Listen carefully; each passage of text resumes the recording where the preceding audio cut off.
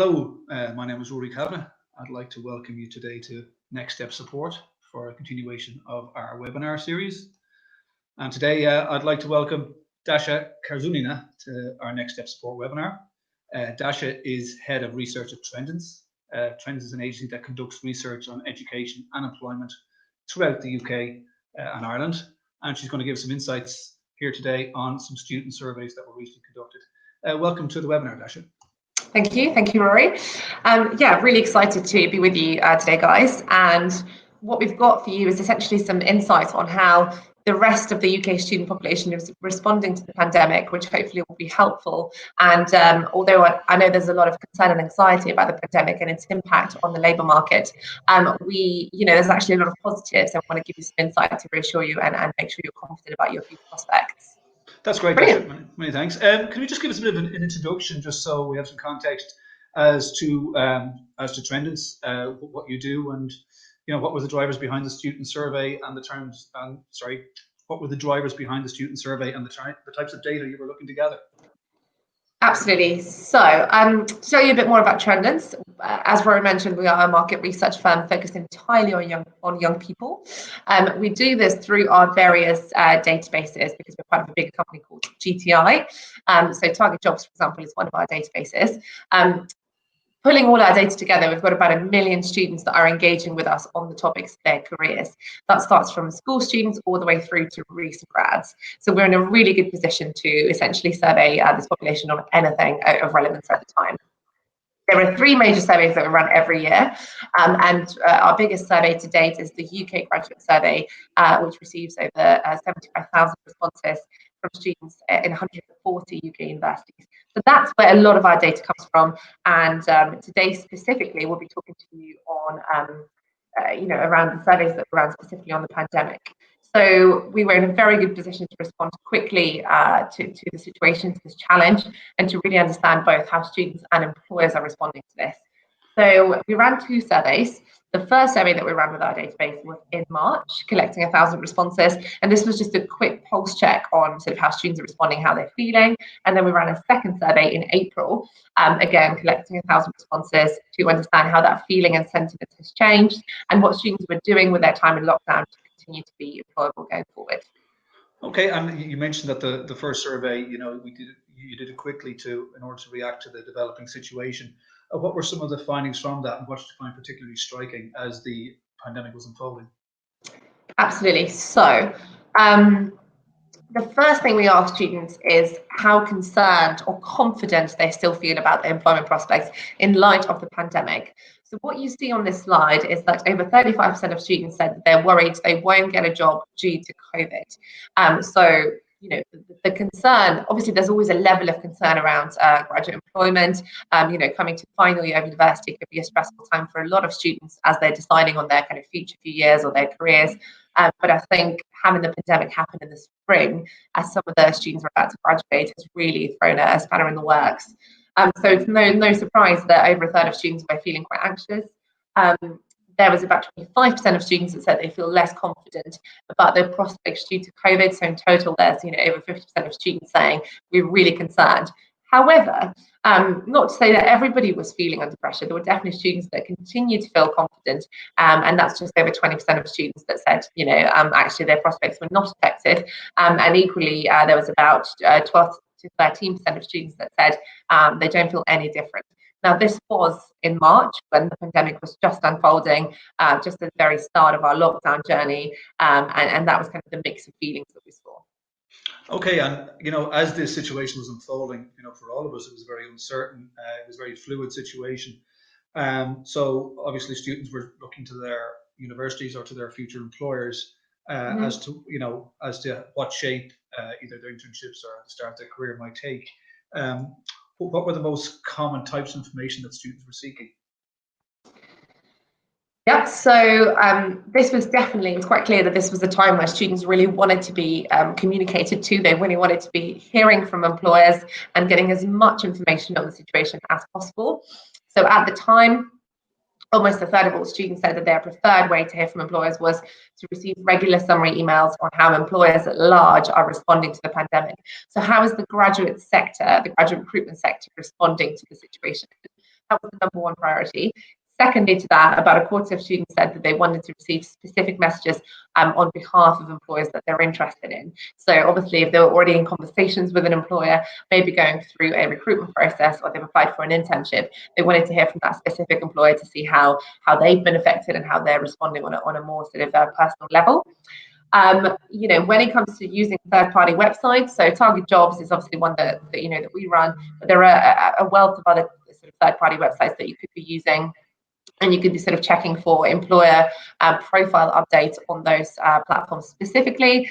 And finally, students said that, even sort of reading articles and blogs on sort of COVID, how it's affecting the employment market, and also how students can best cope with the situation was also very useful. So again, websites like Next Step Support and Target Jobs are definitely here to help you. And there's lots of content that's tailored specifically to university students on this very difficult time.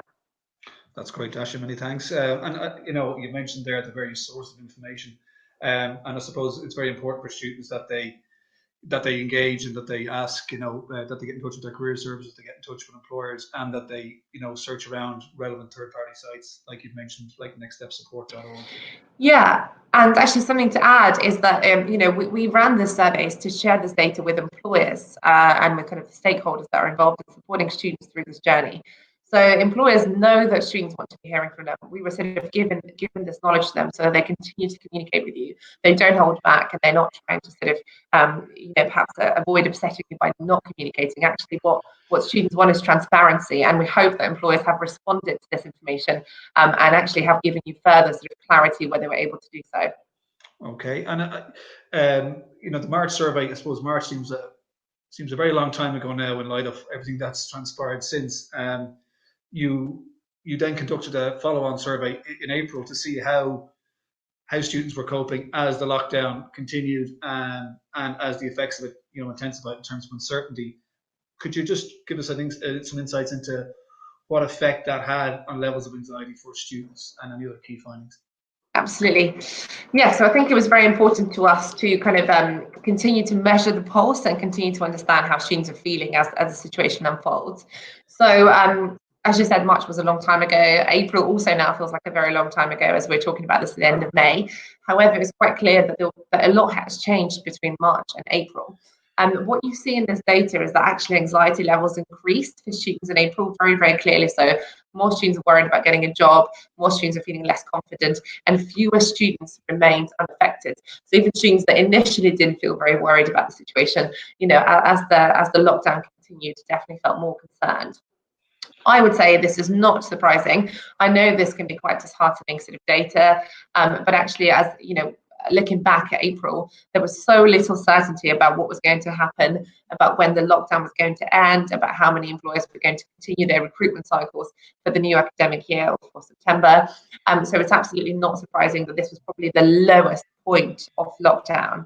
I think I can say with confidence that actually all of us are feeling much better now that May is here and now that we're almost at the end of May. We have a little bit more clarity. We know that the lockdown measures have been released, where you're able to meet your friends and family, obviously, with the socially kind of socially distancing from each other, but still things are moving in positive direction. So actually, again, I'm very much not surprised. I think in April, even if students were seeking information from employers, there was very little employers could say in return around reassuring them and actually giving them some kind of certainty. So that was the lowest point, and I'm confident that if we ran the survey again, we'd see very different results.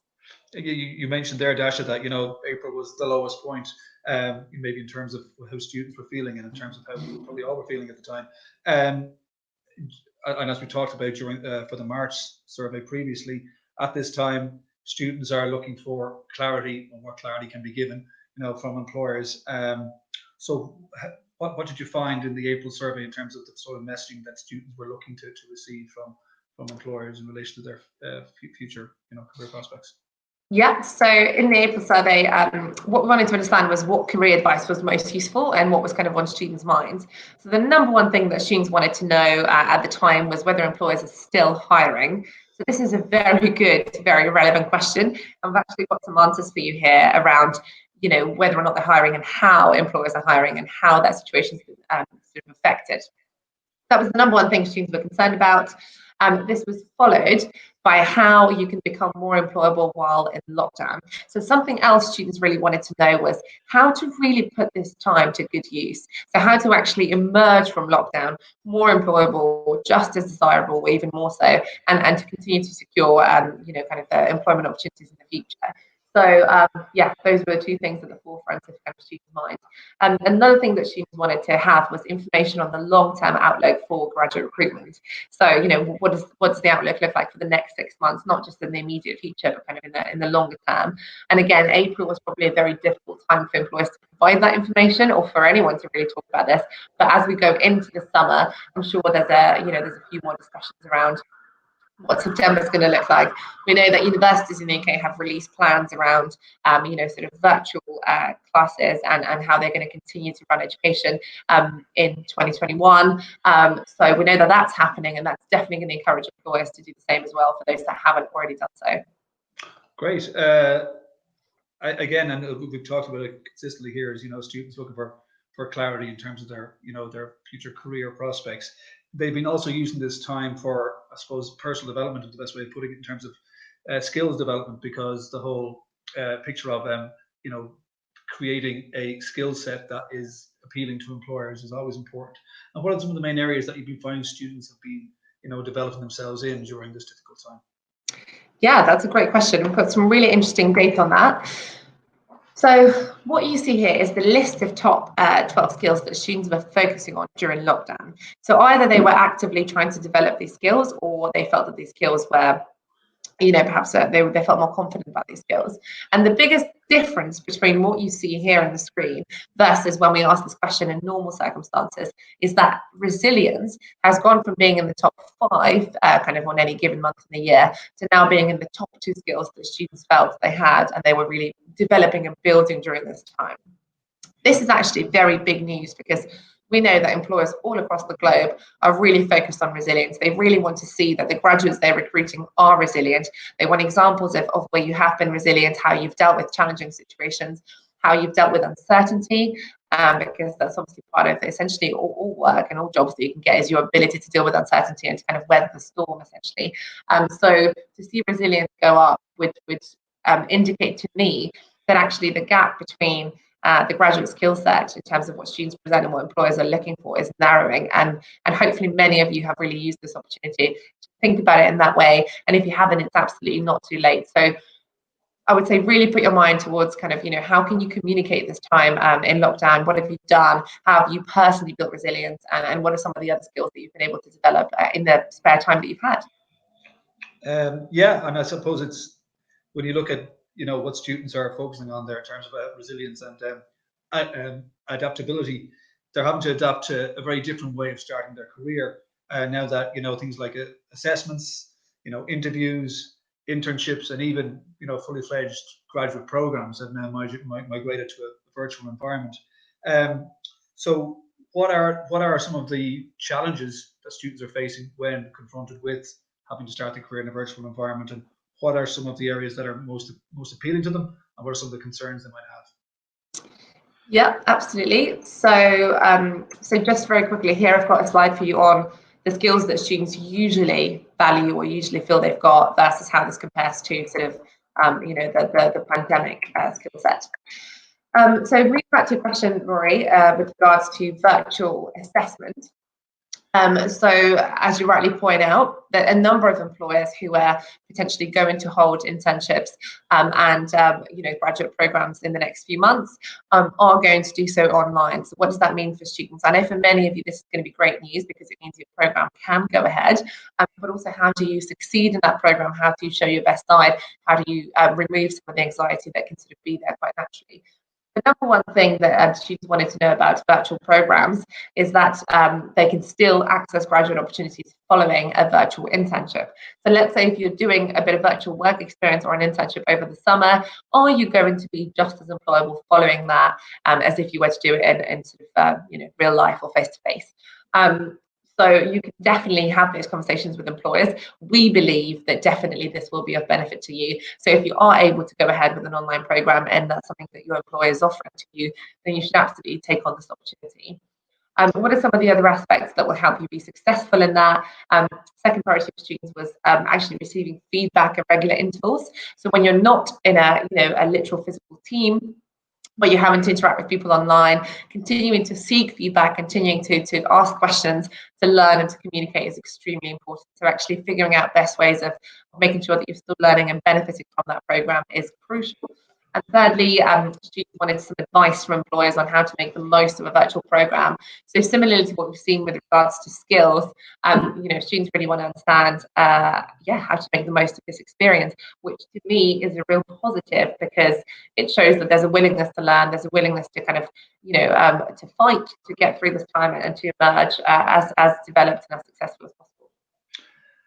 And in terms of some of the challenges they may have in the assessment and recruitment process, are there any particular areas that students would find particularly challenging and some in which they might actually decide to opt out? Yeah, that's a great question. So here I've got some data for you from our usual annual survey, the graduate survey that I've mentioned.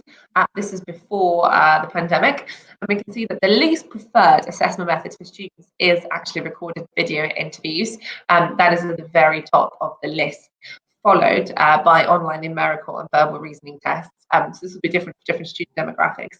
But the point here is simple. There are going to be many more employers using recorded video interviews to assess students, whether that's for summer internships, for graduate programs. So situations where before you wouldn't have had to do it, where you could have opted out. Now you might have to take on some of the online assessments that you were previously quite nervous about. So this data is here to show you that actually, again, building resilience, stepping out of your comfort zone, this is going to be a time for you to learn new skills. And certainly when it comes to online assessments, working online, learning new software, learning to present yourself well online, those are all skills that are going to be invaluable and are definitely going to help you kind of get ahead of the competition. And this is a great time for doing things differently, I suppose, in so many ways, and aligned to obviously what they're doing in terms of their career planning and their studies. There's also a lot of data that you've gathered in terms of what students are doing outside of their studies, and in terms of things like volunteering. There's some very interesting results. Absolutely. So let's not forget that employers are increasingly looking at you as an individual. They're not only interested in your grades or the subject that you studied at university, but actually they want to understand, what your values are and what you care about. What our data has shown from the April survey is that about a quarter of students are actively volunteering during this time, either in their local community or with the NHS. So those students have gone out of their way, have responded to the situation, and have recognised that help is needed. Essentially, the nation needs you, but also you're able to help because you're in a good position, you're healthy, you're well. And whether that's essentially helping the vulnerable by doing some shopping, or you've got some more specific skill sets around retail or the NHS, then absolutely, you're putting those skills to good use, which is excellent. About 33% of students are looking after their family and friends that have been affected who need their help.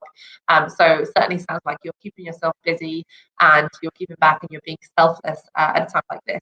Now, while these are personal experiences that are not directly related to your career, it's very, very easy to see how you can use these experiences to talk about them in your interviews that are coming up, when you're meeting employers, when you're showing how you've built your resilience and how you've been resilient through this time. These are brilliant things to showcase. And I suppose when you look at the whole picture, that there is a lot of things for students to be optimistic about, both in terms of their own position, especially if they're developing their skills, that they are resilient. They are, they've been in a situation now where they have to adapt quickly to something that's unfolding rapidly. And what does this inform you in terms of your own opinion of how students are handling this crisis and why surveys like this are important? Great question. So I've got another slide for you, which I think is going to be quite reassuring for all of you at the moment. So what we find in our annual research, so again, this is before the pandemic, is that the sector students are most interested in 2020 look like this, with IT and tech at the very top of the list, followed by the public sector as the second most desirable sector. So even prior to the pandemic, it doesn't mean you have to change your ambitions. Actually, the types of roles, the types of companies that you're interested in interested in, we'll probably need more people, and certain jobs will be more in demand. So if we think about IT, there's a number of tech companies that are booming as a result of the pandemic, in that they need to find new tech solutions. They need to find ways of carrying on, whether that's with regards to the food delivery service, or building new apps to help the community, to help the elderly, etc. There's so much creativity and opportunity for you to get involved in that sector in particular. With regards to the public sector, if we think about the NHS, we think about the civil service, we think about the police, not only are these jobs more in demand, but they're also some of the safest jobs to have, I suppose, in a time of crisis. So again, you kind of pouring your talent into these sectors is going to be more useful than ever. And you, again, getting involved and invested in all these different types of work will help to build the economy up. So the economy absolutely needs you. And the post-COVID world will really benefit from more students going into these types of roles. Are there any sort of takeaways that you'd have for students as to how they would, both, I suppose, assess what they've been through and how they can, use this for their benefit going forward in terms of their career? Absolutely, yes. So to summarize kind of 3 key takeaways that we want you to take away from these slides and this data is that, number one, really focus on developing your skills. Spend some time understanding what your skill set is to date and how you can build and improve your skill set for the post-COVID world. So when you re-emerge, whether that's in the summer or in the new academic year, what can you bring to the table that you were not able to bring to the table before? Certainly resilience has been highlighted as one of the skills that students feel more confident about and maybe are better able to talk about it. Secondly, become tech savvy. So if you're not tech savvy beforehand, I think we need to recognize that kind of going through virtual assessment, using assessment like recorded video interviews or any kind of online assessment and video interviews will be very, very useful and would help you get ahead of the competition. So you need to kind of train yourself on that and really invest in that. And finally, employers want to hire you and the economy needs you. At a time like this, it may feel like you've been badly hit by the situation. Obviously, it's unfortunate if you're sort of graduating and you're going into a recession. I mean, these are things that have happened. However, you're not the only one that's been affected by the situation. Employers have also been affected, and they equally want to get back on track as soon as possible. So they're desperate to continue recruiting and to continue hiring as soon as they can. So just keep that in mind and stay positive and know that the economy needs you for us to all get back on track. I think that's a very good point to kind of almost wrap things up, that that people have been through a huge amount of change and challenge, and that there is a large degree of understanding amongst employers of this new reality with which students are now confronted. So where would students perhaps go for, in terms of further advice on this or the next step they can take? Yeah, so I think there are basically really incredible resources for you in the UK. So you're very actually lucky being a university student in the UK. There are websites like Next Step Support, which are dedicated to helping students through this difficult time. So specifically looking at the pandemic and how that impacts graduate prospects. There are also websites like Target Jobs, who are always here for you with careers content. Grad Ireland, for those of you that are based in Ireland. And of course, your career services are always here for you. So do continue communicating with the universities and seeing what else you can do. And just before we wrap up, I just wanted to leave you with this quote from Maya Angelou, who's an American poet and a civil rights activist, who said that I can be changed by what happens, but I refuse to be reduced by it. So I think we do need to acknowledge that the graduate employment market will be different. Some of the roles you're going to pursue will be different as a result of this, but it doesn't mean they'll be worse or they'll be fewer. It just means that, let's take this on as a challenge and let's see how we can benefit from it and new things that we can learn. So best of luck, guys. Well, thanks, Dash. I think it's very apt that we kind of try to wrap it up on a nice positive note like that. So thanks very much to Dasha for coming on line today with the Next Step Support webinar. Thank you. Thank you, Rory. Bye-bye. Bye, everyone.